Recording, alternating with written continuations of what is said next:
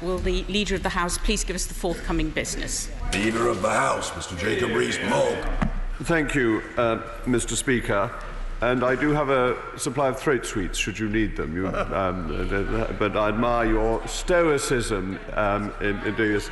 The business for next week will include Monday, the 7th of October, debate on a motion relating to the appointment of a lay member to the Speaker's Committee on the Independent Parliamentary Standards Authority, followed by a motion to approve a statutory instrument relating to the draft Northern Ireland Ministerial Appointments Functions No. 2 Regulations 2019, followed by proceedings in committee and remaining stages of the Census, Return Particulars and Removal of Penalties Bill, Lords.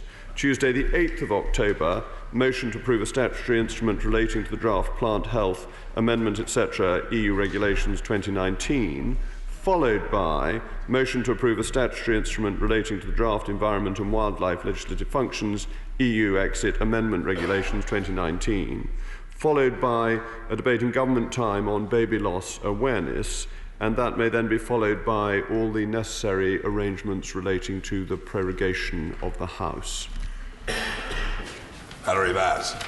Thank you, Mr. Speaker. And can I just acknowledge that the member for Perth and North Perthshire cannot be with us today.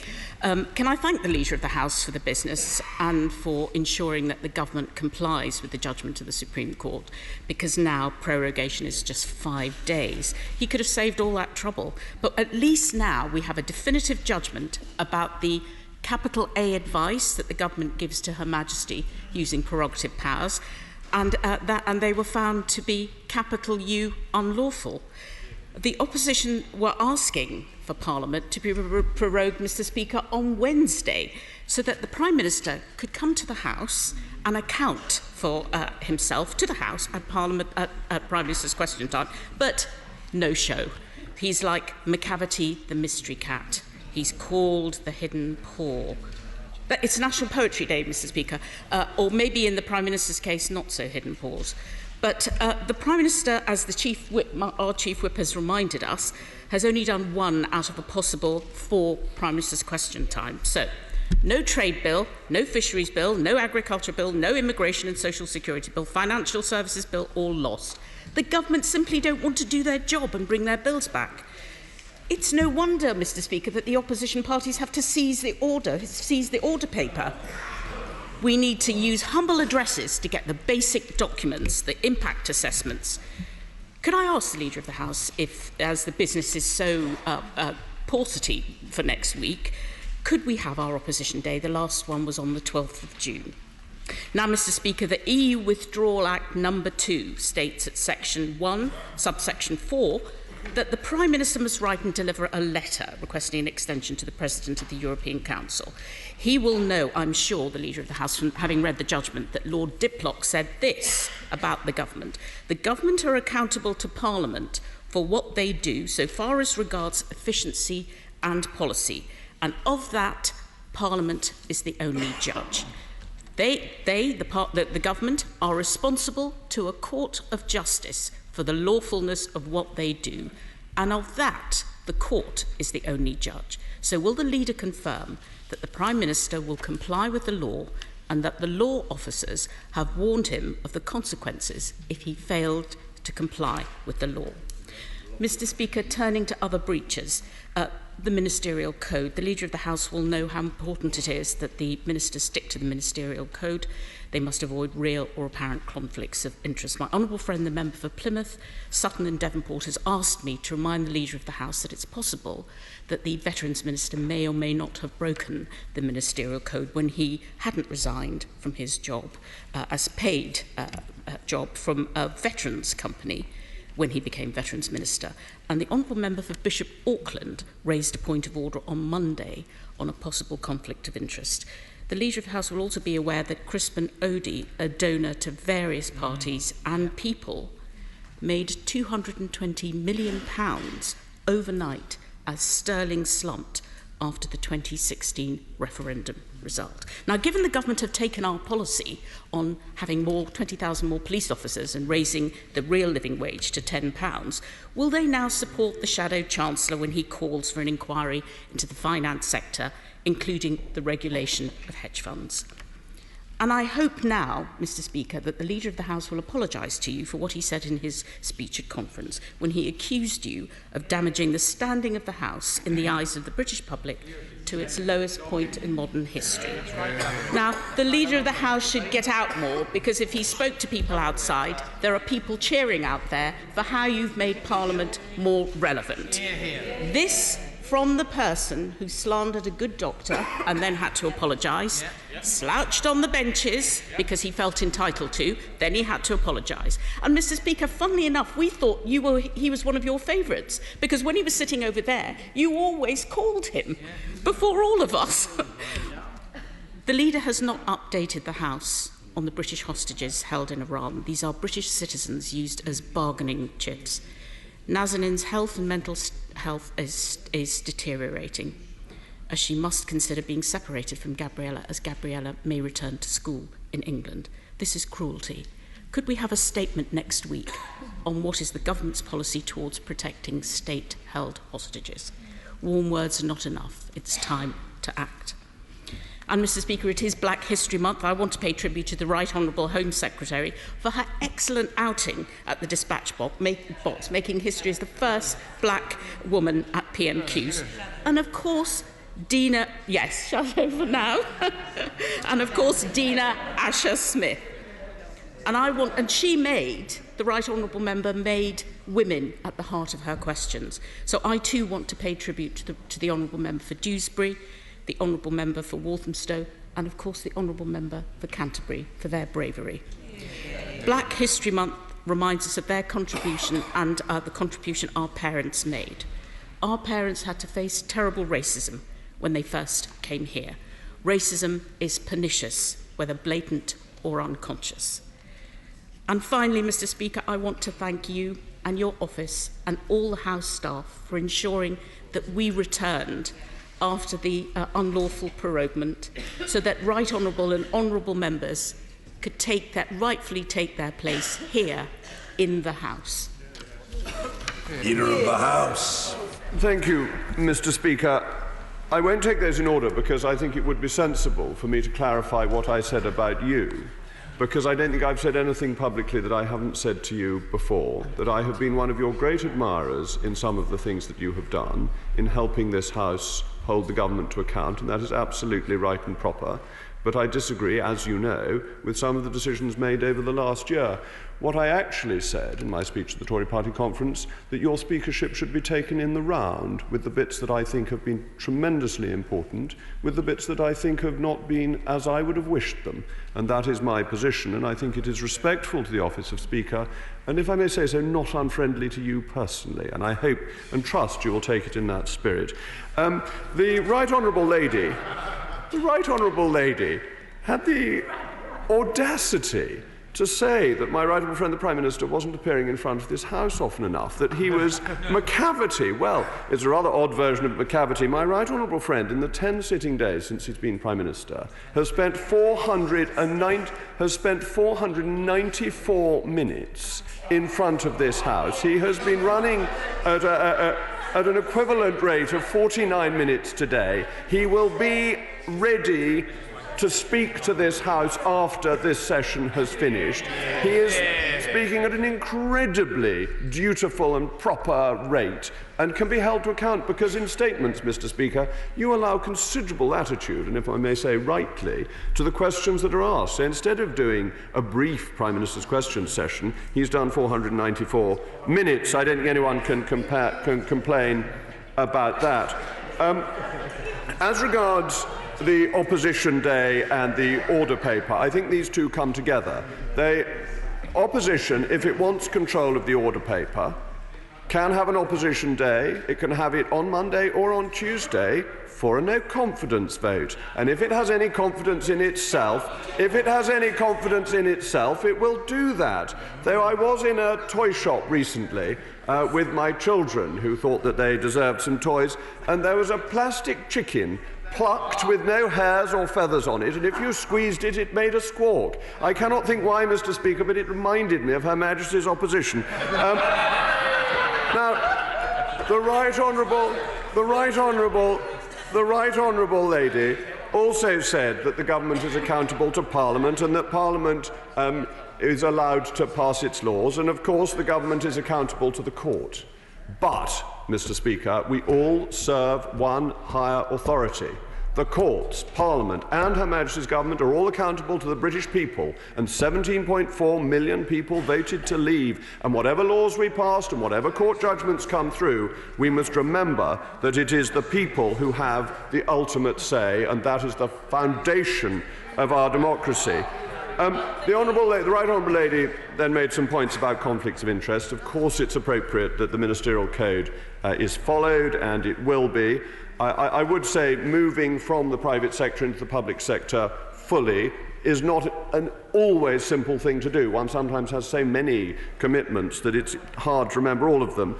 But she then went on to criticise Crispin Odey for making money out of sterling falling. May I remind her that one of the major funders, allegedly, of the Remain campaign, the sort of Ramona funder-in-chief, is one George Soros, who made £1 billion when sterling crashed out of the exchange rate mechanism, which is 5 times as much as Mr. Odey has said made. So I fear all she is saying is that Mr. Soros is a better hedge fund manager than my friend Crispin Odey, who is a great friend of mine and indeed a supporter of mine.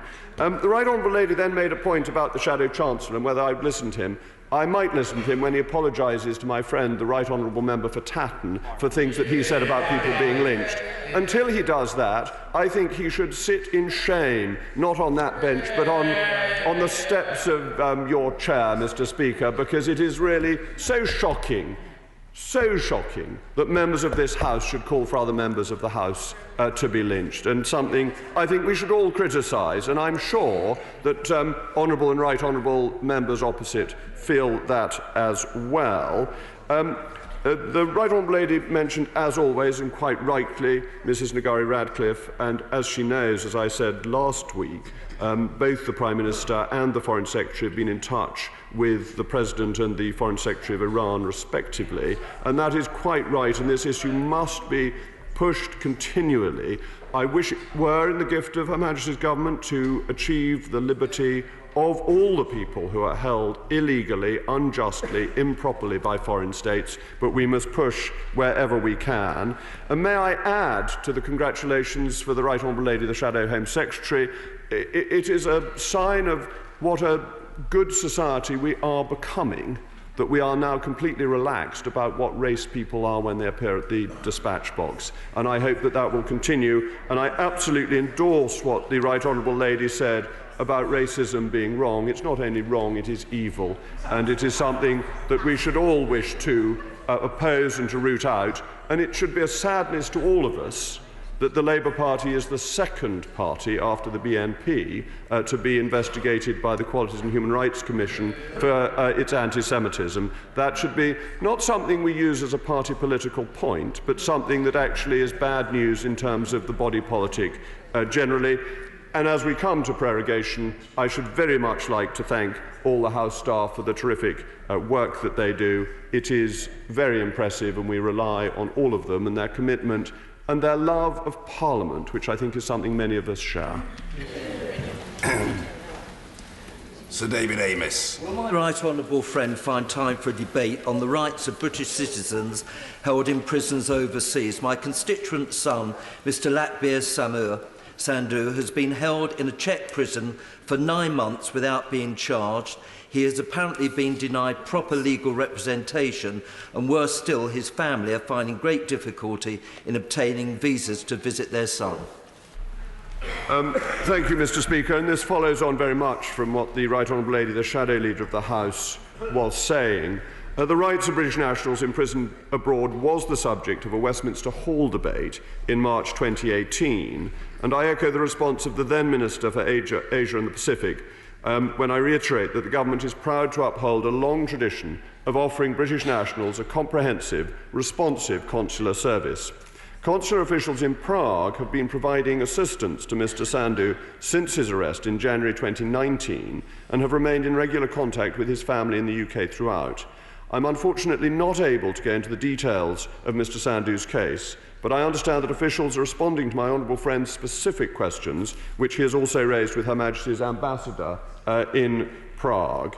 I would point my honourable friend in the direction of the Foreign Office's consular hotline to see what more support can be provided, and is worth reminding honourable and right honourable members that there is a hotline for members' use if there are consular problems. It's exclusively for members, but do be aware, Mr. Speaker, that that is available, and if he would like to write to me, I will pass on his concerns to the appropriate minister. Thank you. Patrick Grady. Thank you, Mr. Speaker. I think it is disappointing that prorogation is going ahead before Prime Minister's questions next week. In fact, I was reflecting with my honourable friend from Livingston here that we think the right honourable member for Maidenhead, the former Prime Minister, has spent more time on the backbenches at PMQs since July than her successor has at the dispatch box, given his absence last week. And I don't think that's anything for the government to be proud of.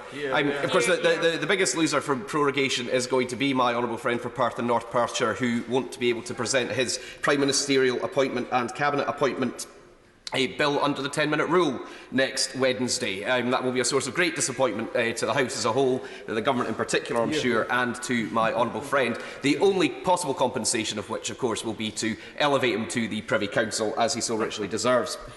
And we're also very disappointed at the lack of opposition days next week. We have made the requests through the usual channels, and as we've pointed out before, standing orders allocate days to the leader of the third party, which are not now going to be granted.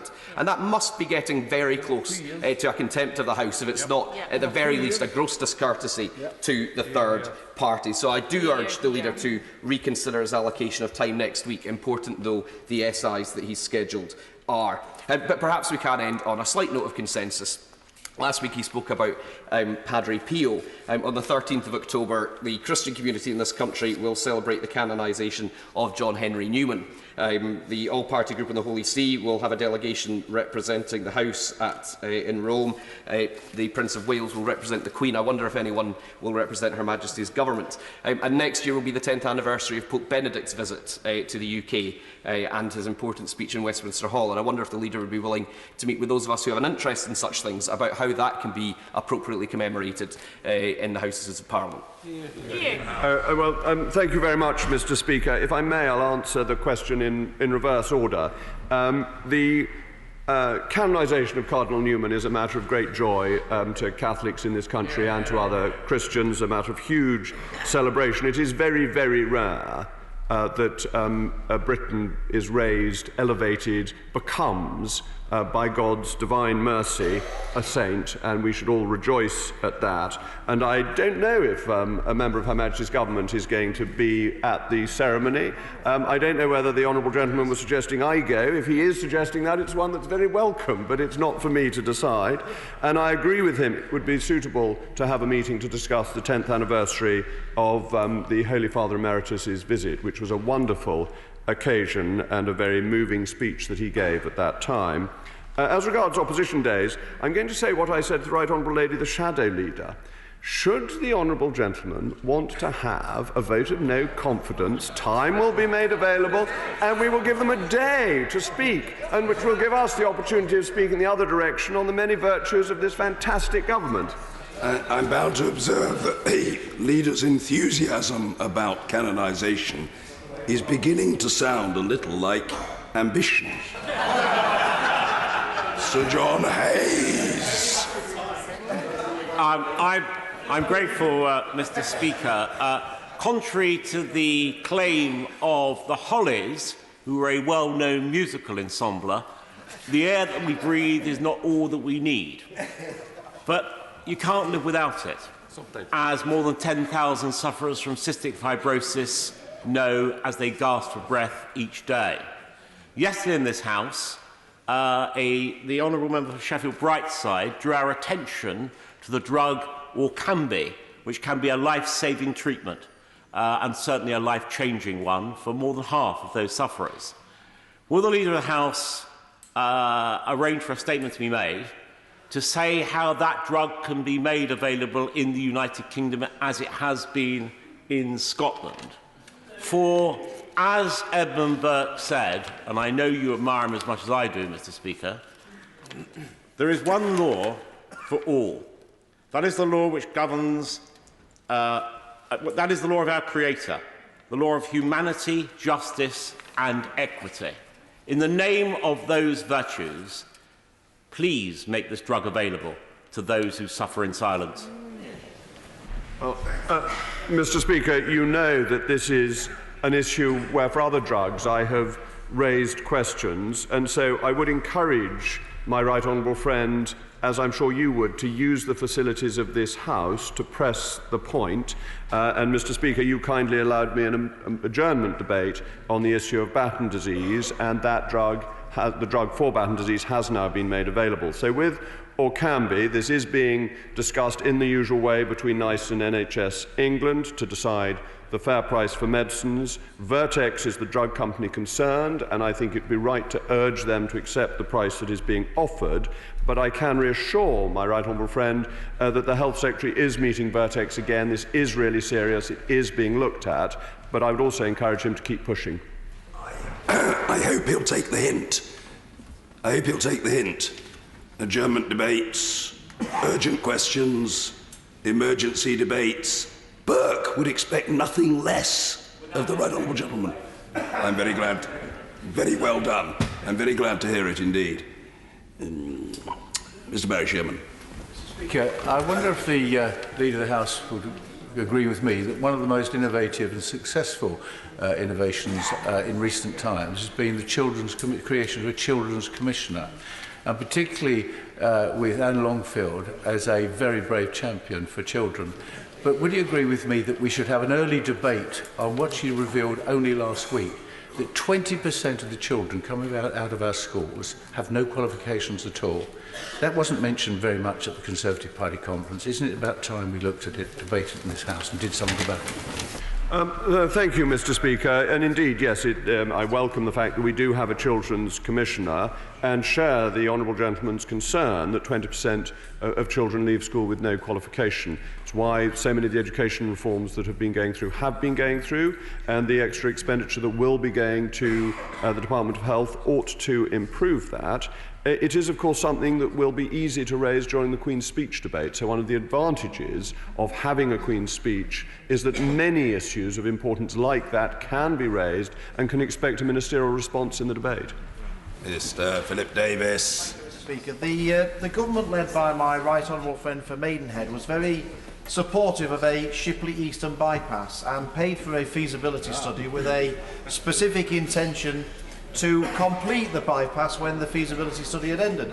So can my right honourable friend arrange for the Secretary of State for Transport to come and make a statement to the House on this subject so that he can hopefully restate this government's commitment to building a Shipley Eastern bypass? Mr. Speaker, what a great place Shipley is. I had the huge joy of visiting Shipley to campaign for my right honourable friend, the Prime Minister, to become leader of the Conservative Party earlier this year, and it is brilliantly represented by my honourable friend. I will pass on his message to my right honourable friend, the Secretary of State for Transport, because I'm sure we want to follow in the excellent footsteps of my right honourable friend, the member for Maidenhead, who I notice is sitting behind me, watching proceedings closely.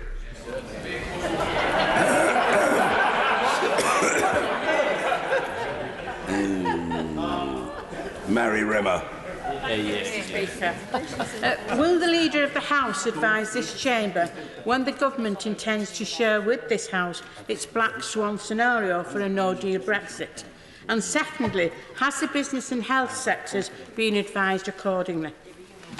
Thank you, Mr. Speaker.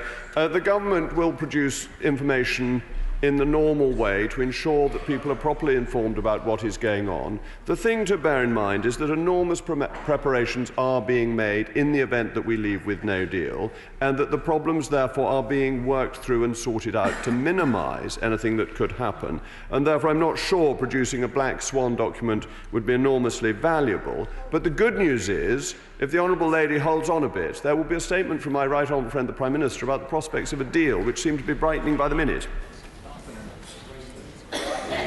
Mary Robinson. Thank you, Mr. Speaker. On the 1st of August, whilst the focus of the media was on the dramatic events at Toddbrook Reservoir, dozens of residents and businesses in my constituency were flooded, enduring the heartbreak of seeing their livelihoods and possessions engulfed by 4 foot of flood waters as it surged into their homes.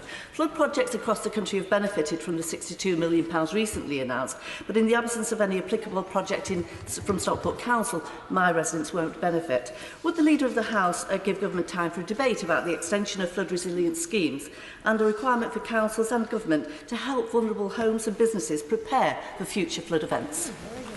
Thank you, Mr. Speaker. As my honourable friend said, there was the £62 million funds, and the government is always there to help when acts of God or natural disasters hit, and the awfulness of having 4 feet of water flood a property is something it's very hard for individuals to bear, and they need support in these difficult circumstances. So the question of time for debate, I think we're quite limited on, but as I said before, it is something that could come up in the Queen's speech, and I will ensure her point is passed on. Ellie Reeves.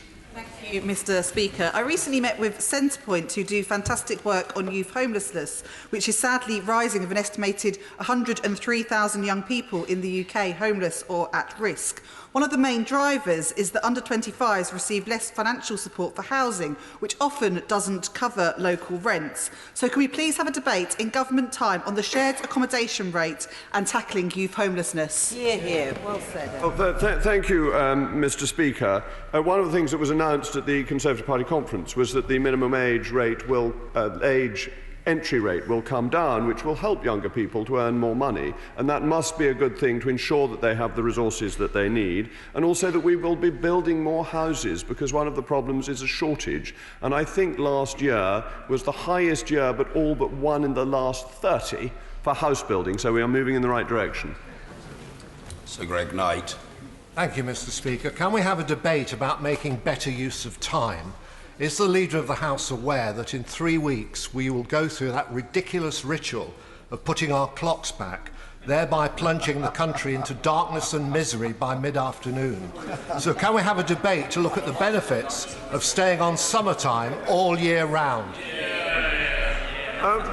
Mr. Speaker, when we had this debate some years ago in this House, I proposed that we should restore the situation to before the railways came, and that Somerset should go back to its own unique time, because I think that Somerset deserves to be represented in a special way.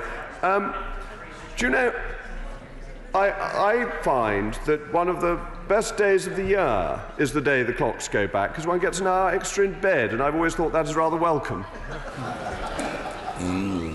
Stephen Lloyd. Mr. Speaker, I don't know whether the Leader of the House is aware, but a few days ago at Treasury Questions, a number of colleagues on both sides of the House pointed out to the front bench that there had been 7 suicides from people affected by the loan user charge. I would remind the Leader of the House that in July 2018, I urged the Treasury front bench install a mental health helpline at HMRC. My urging was rejected. Then I would urge the Leader of the House to go to his colleagues on the Treasury front bench and get that mental health helpline updated and put it at HMRC before there are any other unnecessary deaths. Thank you, Mr. Speaker. The honourable gentleman raises a point of the highest importance. Any government policy that is linked to suicide is something that rests on the government's conscience. And what he has suggested, I will certainly pass on to Her Majesty's Treasury. Mr. Bob Blackman. Thank you, Mr. Speaker. The honourable member for Gateshead, the chair of the Backbench Business Committee, is detained on urgent constituency business. So on behalf of the Backbench Business Committee, I just want to draw the Leader's attention to the fact that the Backbench Business Committee dissolves on prorogation, and therefore the chair and the members will have to be elected as soon after the state opening as is possible. So a number of quick pleas, if I may, Mr. Speaker. First, can we make sure that that election takes place quickly and expeditiously so the committee comes back into operation? Secondly, we will meet on Tuesday and produce a list of prioritised debates for backbench business time. So if the government is putting on general debates, we'll give the leader an opportunity to select many of those. And thirdly, could we now move away from this nonsense of the chairman and committee being disbanded at the end of the parliamentary session and being re-elected, so that we keep for all select committees the same process for the duration of Parliament? Finally, Mr. Speaker, on my own behalf, can I invite my right honourable friend to wish all those Hindus celebrating Navratri Jayambe. Mr. Speaker, to the last point, yes, I'm very happy to do that. In response to the points throughout the Backbench Business Committee, yes, we will ensure that it is re-established quickly. Yes, it is extremely helpful and welcome that the Backbench Committee, before it dissolves, will propose a list of debates. And can I at this point thank the Backbench Business Committee, and particularly its chairman, for the terrific work they do. It is invaluable to backbench members that they have this facility.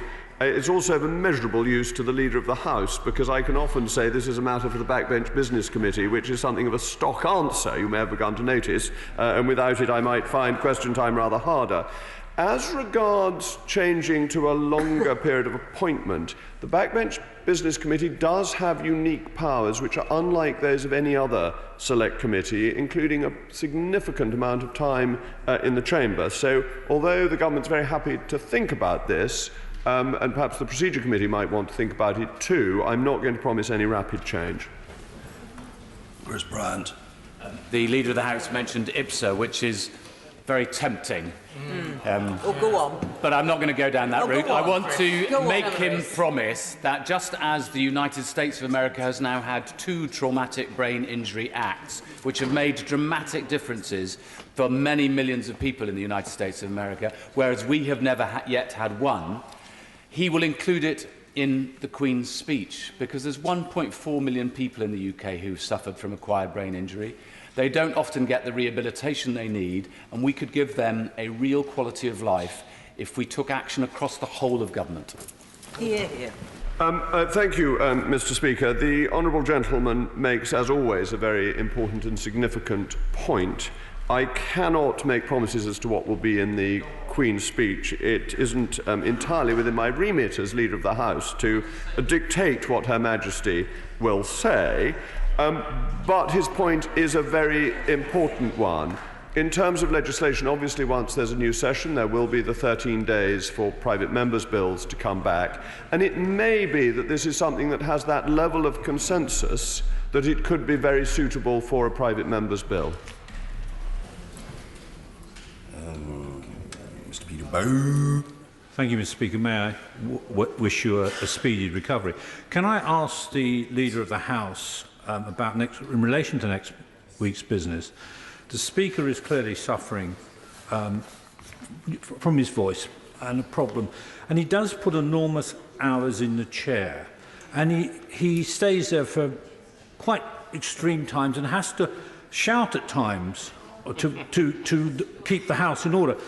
Would it be appropriate, or would the Leader recommend, and I don't know the propriety of this, whether the Speaker is asked not to chair those sort of debates, particularly, say, on the European Union, to protect his health?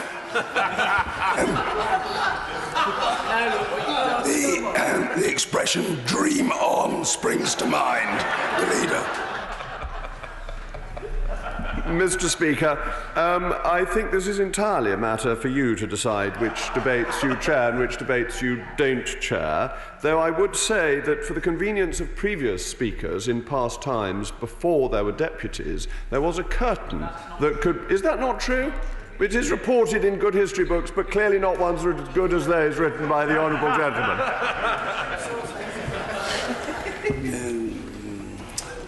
Rachel Maskell. Mr. Speaker, it is regret that we have learnt today that the High Court case for 3.8 million women in this country was lost. Therefore, can we have a statement from the Minister to set out how this government is going to address inequality of women in later life? Thank you, Mr. Speaker. I'm afraid, unlike the Honourable Lady, I welcome the decision from the courts today. And the government did commit £1.1 billion to support those affected, and no one will see their pension age change by more than 18 months relative to the 1995 timetable. So it is an 18-month maximum change from 1995. And, crucially, the new state pension is more generous for many women. By 2030, over 3 million women will gain an average of £550 per year. So, actually, I think the policy is worthy of support.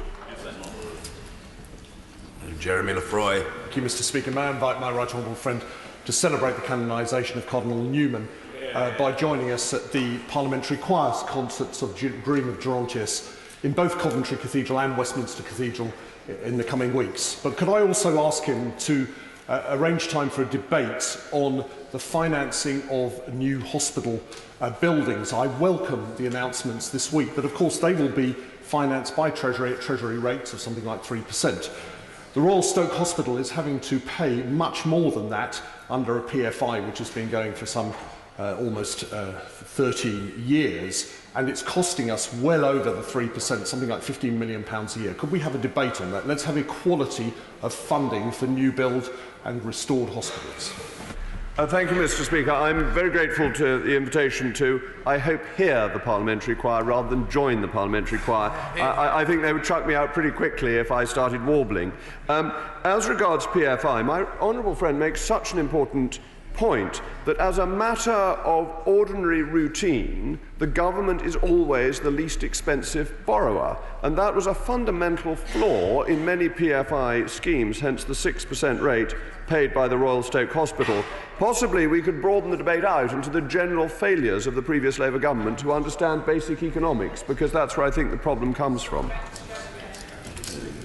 Brendan O'Hara. Mr. Speaker, overnight the US government slapped a whopping 25% tariff on Scotch whisky imports to the USA. As we both know, Mr. Speaker, my Argyll and Bute constituency produces some of the best whiskies we have ever tasted. But these tariffs, they affect jobs, investment and growth. So could we have an urgent statement and debate in government time to highlight the massive importance of the Scotch whisky industry to the UK economy, and what steps will this government take to tackle and to protect this vital industry? Thank you, Mr. Speaker. I was hoping the honourable gentleman was going to offer a tasting for honourable and right honourable members, perhaps in celebration of the Queen's speech. And many people think that whisky is very good for sore throats, so it may be that a bottle ought to be winging its way to the Speaker's apartments.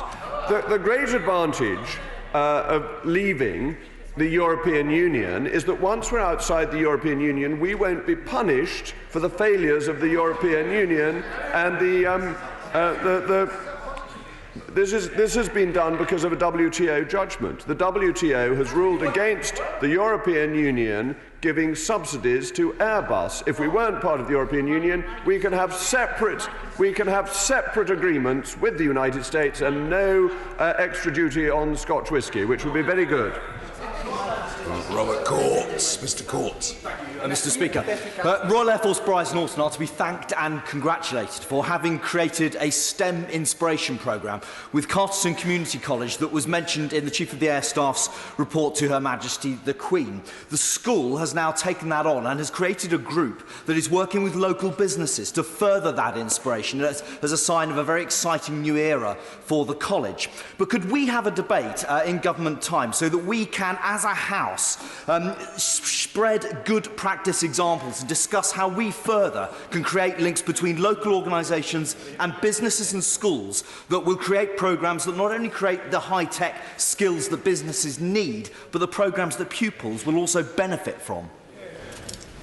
Leader. Thank you, Mr. Speaker. My honourable friend makes a very good point and is quite right to advertise the great work done by the RAF at Brize Norton, which I believe is in his constituency and therefore is virtuous simply by that fact.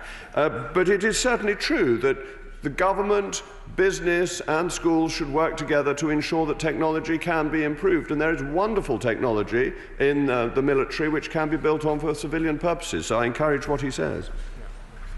Thangham Debonair. Thank you, Mr. Speaker. Tempting as it is to ask the Leader of the House if he would just change the order paper for Tuesday and put the Agriculture Bill or the Fisheries Bill or any of these other missing bills back into this House. I'm not going to do that. Instead, I'm going to ask him, nicely, if he would consider supporting my plea to whoever it is we plea to, that in the Queen's speech there could be included a commitment to a travel fund for the families of children with cancer and related diseases. It's a small number of children, thankfully, but it is often a huge burden and it would make such a difference to those children's and their families' lives. Thank you. Mr. Speaker, may I say that my near neighbour always asks for things nicely and with considerable courtesy, both in this House and when we have debated in other forums. I wonder if I might refer her to the Honourable Lady for Swansea, who I see is in her place, who campaigned very effectively for a fund to help parents whose children died to have the costs of the funerals borne by the government, which was a most wonderful campaign and proved to be effective. And it does show what backbench opposition MPs can do when they have the mood of the country behind them. Andrew Jones. Speaker, one of the harder issues raised with me at constituency surgeries is economic crime. This affects both businesses and individuals, both falling victim to fraud. Older people, I think, can be particularly vulnerable, and it's often hard to get full recovery of funds. I recognise this is cross-government work. It involves the police, financial education, the Crown Prosecution Service. But could we have a debate, please, to explore this issue and see what the government is doing to tackle this serious crime? Thank you, Mr. Speaker. And may I say that if I were a constituent, I would find going to visit my honourable friend, the member for Harrogate, would be extremely reassuring, and it is hard to think of anybody who could be a better advocate for his constituents in his very beautiful constituency. Economic crime is a terrible scourge, and it is amazing the extent to which it is replacing other forms of crime as criminals realise how lucrative it can be. It does, of course, require a comprehensive response from the government in different departments and from the police as well. And it was worrying reports in the Times recently that said that some areas of the police were not taking this as seriously as they should. And I hope those revelations have encouraged the police to take these crimes more seriously. Carolyn Harris. Thank you, Mr. Speaker. And thank you to the Leader of the House, I think.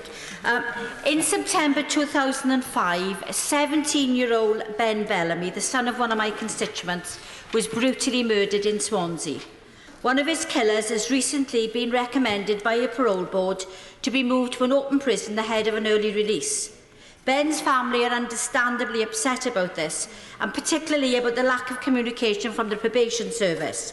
Can we have a statement about this lack of communication and what interventions can be put in place to prevent other grieving families facing similar situations? Thank you, Mr. Speaker. I did actually speak to the Lord Chancellor about this earlier on today and have an answer that, if I may, I will read out because I hope it provides the equivalent of a statement. The murder of Ben Bellamy in September 2005 was obviously a terrible crime for which Joshua Thomas and Joel Taylor are rightly serving the juvenile equivalent of life sentences. Ben's family are receiving the services provided under the Probation Victim Contact Scheme, as by the law they are entitled to receive. The Probation Service has apologised, and let me reiterate that. The Probation Service has apologised for not notifying the family in 2017 in time that the High Court was hearing Joshua Thomas's application for a reduction in his minimum term of imprisonment. The family's victim liaison officer is committed to ensuring that the family are notified well in advance in time to exercise their rights in relation to both prisoners' future parole reviews. So I thank the Honourable Lady for bringing this to the attention of the House. I believe the Lord Chancellor has taken this very seriously, and the Probation Department has taken this seriously, and that this must not and should not happen again. Ian C. Lucas. Mr. Speaker, could we have an urgent statement from the Chancellor of the Duchy of Lancaster concerning his ministerial responsibilities? He is denying responsibility for data protection and for electoral reform, which are clearly within his department. And again this morning, we had a minister confirm, a minister from this government confirmed that he thought that he was responsible for these issues. If he is responsible for these issues, then I consider that he has obligations under the Ministerial Code, which I've conveyed to the department. This is a very serious matter, going to the heart of integrity in government, and I would like, for once, a straight answer. Well done. Mr. Speaker, all answers are straight answers. They're sometimes simply not the answers people want. These are two very separate concepts. The Chancellor of the Duchy of Lancaster has his specific responsibilities, and periodically the government produces a list of ministerial responsibilities. That has been asked for by my office on behalf of the House of Commons, and we will ask for it again, and we will release it to the House when that is available. Patricia Gibson. Thank you, Mr. Speaker. In August 2018, the Supreme Court ruled that parents who are not married should be eligible for widowed parents' allowance. But the UK Government has failed to pay this allowance to parents affected, and this is despite the fact that the Supreme Court ruled that failure to do so is both discriminatory and incompatible with the European Convention on Human Rights. 14 months after this ruling, I ask again, when will this government finally do the right thing and obey this ruling? I'm grateful to the Honourable Lady for that question. That, as she knows, there is a simplified procedure for amending laws that are found to be incompatible by the Supreme Court with the European Convention on Human Rights, and that is working its way through the system, though I do accept that though the wheels grind fine, they sometimes appear to grind a little bit slow. Joe Platt. Mr. Speaker, following the devastating impact of austerity, my constituency of Lee has been starved of the investment we need to unlock the potential of our towns. We're without any rail connectivity, and we now find ourselves at the bottom of social mobility rankings. But incredibly, this government has chosen not to award us any Stronger Towns funding or future High Streets funding. Can we therefore have a debate on the allocation of this crucial funding to ensure that it's being fairly allocated based purely on need? Thank you, Madam Deputy Speaker, and I'm glad to see that your voice is in good working order, unlike poor Mr. Speaker. The allocation of funding is always done properly. There are very tight regulations to ensure that this is done, so I can assure the Honourable Lady that everything was done with propriety, but I would encourage her to keep on arguing for facilities and funding for her town. That is what we are here to do as constituency MPs. We are here to argue the case for our areas, and I'm sure she will continue to do that. Hugh Hendry. Thank you, Madam Deputy Speaker. I met with Citizens Advice in Macmillan, and they tell me that there are extreme difficulties for the terminally ill over explicit consent for accessing universal credit. They're being ignored by this government, and it prevents them from providing vital support. So can we have a debate in government time on why the DWP allows implicit consent for other services, but not for the dying on universal credit?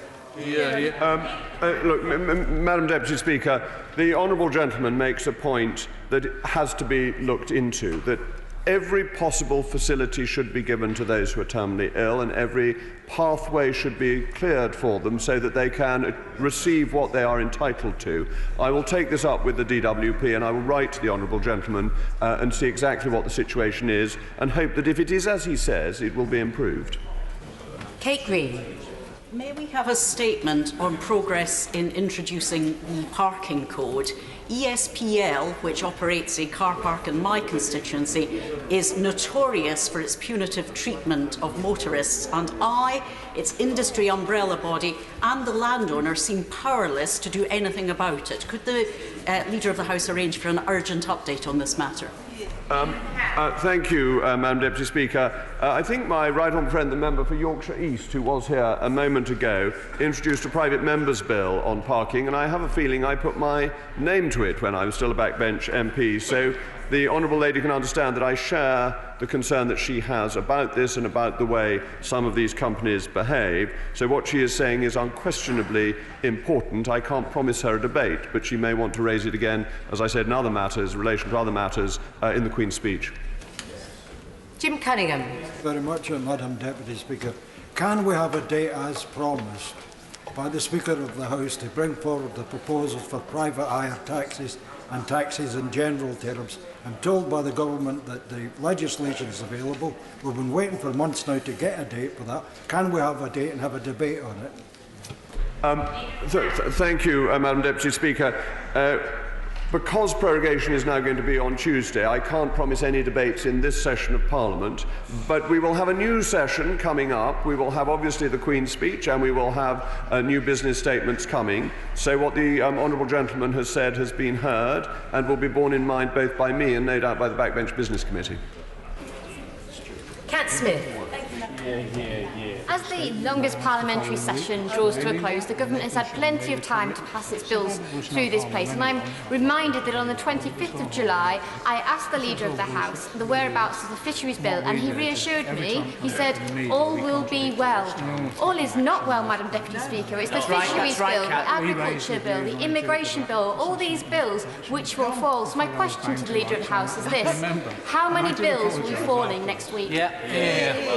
Well, any bill that has not received royal assent by the time of the prorogation will fall. That is simple constitutional position. But what I would say to the honourable lady, it is the government's view that all primary legislation that is needed to leave the European Union on the 31st of October is on the statute book, unless we have to have a bill implementing a deal, which it now looks as if such a deal may be achieved, in which case I expect that may be mentioned in the Queen's speech without giving too much away. Sweeney. Thank you, Madam Deputy Speaker. 49% of Glaswegians own a car, so it means that the citizens of my constituency are disproportionately reliant on public transport, which is effectively in a monopoly control of a private company called First Group, which have been responsible for cutting hundreds of route miles across the city whilst hiking fares and benefiting from generous public subsidy. So would the Leader of the House consider calling a debate in the new Parliament, or indeed including it in his Queen's speech provision, for a debate on the municipalisation of our public transport system, and particularly extending public control back over our municipal bus services, and indeed advancing Labour's proposals for a universal free bus service to ensure that people have a proper quality of life, they can access jobs and services that are otherwise denied to them because of punitive measures by a private profiteering bus company like First. Thank you, Madam Deputy Speaker. I think we may be trespassing on devolved issues, so perhaps the honourable gentleman is calling for a wider debate on the competence of how the SNP run Scotland and how they ensure that public money is spent efficiently and effectively, because the British, the London, Westminster government is doing a great deal to improve public transport for buses and trains. £48 billion, I think, is going to be spent on the rail network, and more money for buses. So I think it's really a matter of devolution and the competence of the SNP. Transitional arrangements for those in receipt of severe disability premium who are wrongly transferred from employment support allowance to universal credit has left them worse off. And this includes a number of my constituents who are very severely disabled. So can we have an urgent statement on Monday or Tuesday of next week before prorogation from the Secretary of State for Work and Pensions about what she is doing to resolve this terrible situation? Thank you, Mr. Speaker. The honourable lady raises an important point, and it's something that many of us in our constituency surgeries have seen, and I know that the DWP is working on it to ensure that it is put right. In the time available, I can't promise a statement. Gareth Thomas. Thank you, Mr. Speaker. On Sunday, a vigil will take place outside Downing Street in memory of children who lost their lives or who disappeared at the end of the conflict in Sri Lanka in May 2009. Could we have a statement from the Foreign Office on whether they will ever apply serious pressure to the Sri Lankan government to allow an international investigation into the very serious allegations of war crimes and grotesque human rights abuses that have dogged Sri Lanka ever since the end of that conflict? Thank you, Mr. Speaker. I am in the happy position on this occasion of being the ventriloquist's dummy, because my right honourable friend, the Foreign Secretary, was sitting next to me, and I was able to ask him briefly what his view is, and of course the Foreign Office will take this incredibly seriously and will look into it. Mr. Ian Matheson. Thank you, Mr. Speaker. We were told by every leading climate scientist in the world that we only had 12 years to act to stop climate change. Unfortunately, that was almost a year ago, and the clock is ticking. So would it be a good idea for the government to schedule in, perhaps at most quarterly, perhaps either a statement or a debate, so that this House can monitor and expedite progress towards achieving our aims of decarbonisation? Well, again, I continue to be the ventriloquist's dummy, because the Secretary of State is sitting on my other side and said we will be doing it much more frequently than that. So I'm pleased to bring good news to the House. Gavin Newlands. Mr Speaker, my constituent is among the 2 million recipients of PIP whose case is scheduled to be reviewed as part of the LEAP exercise following the government's defeat in the courts on the treatment of people with mental health conditions. Without my office's intervention, his case would still be sitting in a huge pending pile, potentially for up to 2 years, with no information when his review would be carried out. So can we have a debate, or indeed action, in the Queen's speech on the lack of resources made available to DWP to comply with the court's decision, and is this yet more evidence of the government's cavalier attitude to complying with court judgments? Mr Speaker, not at all. The government always complies with court rulings, and the DWP will do that as always. You Gaffney. Minister, it has been reported that Royal Mail is looking to recruit a director to run its UK operations. I would suggest the next director must stand with the postal workers to protect jobs, terms and conditions, and oppose the selling off of parcel force. Does the Leader of the House agree? And will he ask the Minister of the House to make a statement to this effect about selling off parcel force? Mr Speaker, I'm afraid I think that private companies must make their own decisions. Rees Jones. Thank you, Mr Speaker. A member of my team went to a chemist in my area this morning and saw a poster outside that said, "Please don't blame us for the NHS medicine shortages. It's a nationwide problem. Please ask our local MP to help." So there's clearly uncertainty and fear in the community, and so will the Leader of the House, as a champion of a no-deal Brexit, make clear that there will be no medicine shortages if we crash out of the EU? And if he can't confirm that, will he call a debate on this issue at the earliest opportunity? Well, once again, I'm fortunate that the relevant Secretary of State is sitting to my side and reminds me we've had endless debates on this matter, and he very wisely put controls on 24 drugs which, in the ordinary course of events, were running into a shortage, to make sure, particularly, I believe 19 of them are for HRT, were being in short supply, because the supply of drugs is always a complex issue, and fortunately the government has procedures in place in all circumstances to assure drugs are available, so I can give the Honourable Lady the reassurance she requires. Alex Norris. Mr Speaker, in Bulwell in my constituency, working with the Heritage Lottery Fund, we are developing a Pots, Pits and People project to celebrate our local heritage. A successful bid would really help us connect our community to our proud past. Might we have a debate in government time about the value of celebrating our local history?